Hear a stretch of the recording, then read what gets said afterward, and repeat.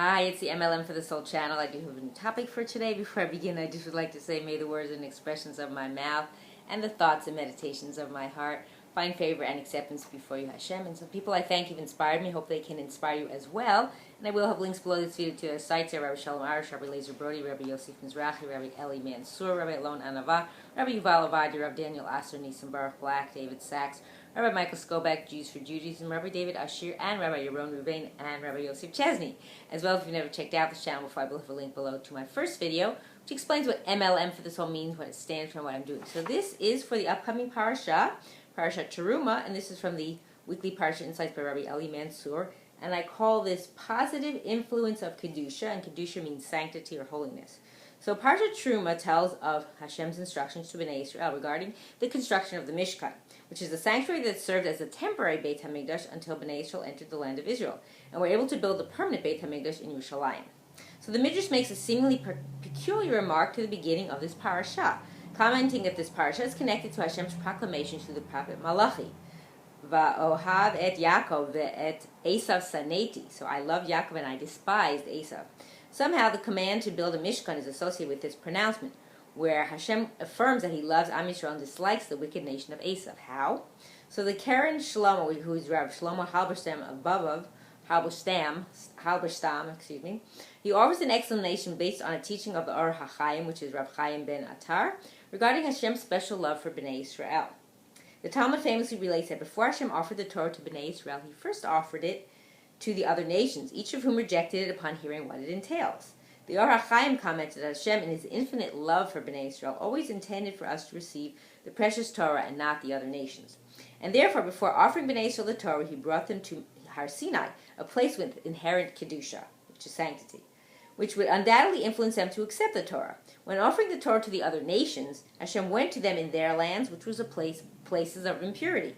This influence is all but guaranteed that these nations would reject the Torah. Hashem then brought Bnei Israel to Har Sinai, where they came under the influence of the special sanctity of this location. This Kedusha impacted them and inspired them to proclaim Na'aseh v'nishma. We will do and we will hear, wholeheartedly and lovingly embracing Hashem's Torah. So on this basis, the Karen Shlomo suggests an explanation of the Midrash's perplexing remark. Due to Hashem's great love for Bnei Israel, he brought them to Har Sinai so they would accept the Torah, and out of the same love, he commanded them to build a Mishkan. He wanted them to perpetuate the special influence of Har Sinai, to have in their midst a place of Kedusha, similar to the special Kedusha of Har Sinai, which would influence them to make the right decisions and live the right way. So this is the connection between the prophet's proclamation, I have loved Yaakov, and the command to build a Mishkan. It was because of Hashem's special love for Bnei Israel that he issued this command, because he wanted them to always be under the influence of Kedusha.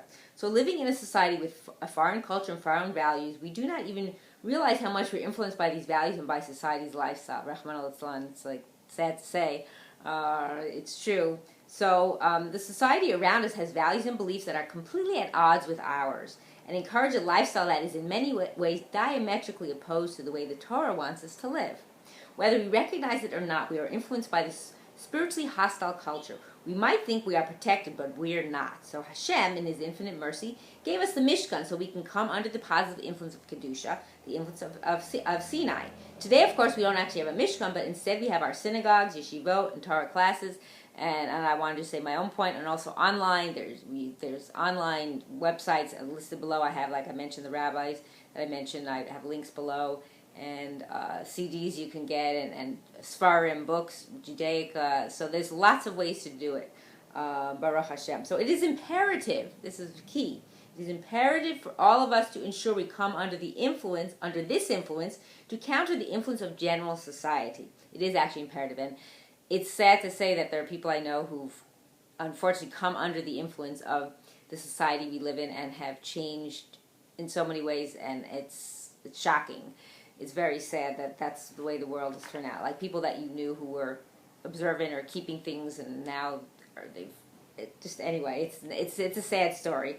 So we need to involve ourselves as much as possible in Kedusha so we can live under the sacred influence of Sinai, and thus live the way we are supposed to live, even while living in a society whose values and beliefs encourage us not to. So yes, we have to do that and keep strong. Keep listening to Torah lectures. Keep studying. I read the Tehillim. I study the Chumash every week.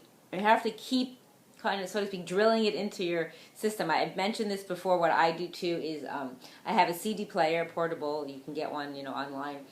And I have lots of CDs from different rabbis that I like to listen to, like Rabbi Mizrahi, Rabbi Alon Anava, Rabbi Yaron Ruvain. And I even play them at night, except for, of course, for Shabbat and the Chagim. So I play even when I go to sleep. So I'm continually, so even my sleep, I'm gaining more mitzvahs. It's continually a continual process. But, just have to make sure if you do that, you put it low enough that you can still kind of hear it. Your neshama can still hear it, but that doesn't disturb you so you can fall asleep. But I highly recommend that because, I think it's... you can gain more, like thousands and thousands and thousands for all the hours that you do that. So if you, as much as you can do, you're driving in your car, you're on a bus, you're on a train, you're on a plane, you should always be not wasting any time. We don't want to have bitul Torah, which is wasting time not learning Torah with all the nonsense of this world. And I hope and pray that we will all merit to live and see the coming of Mashiach speedily in our days and rebuilding of our final and everlasting Beit HaMikdash. Amen, and thanks for watching.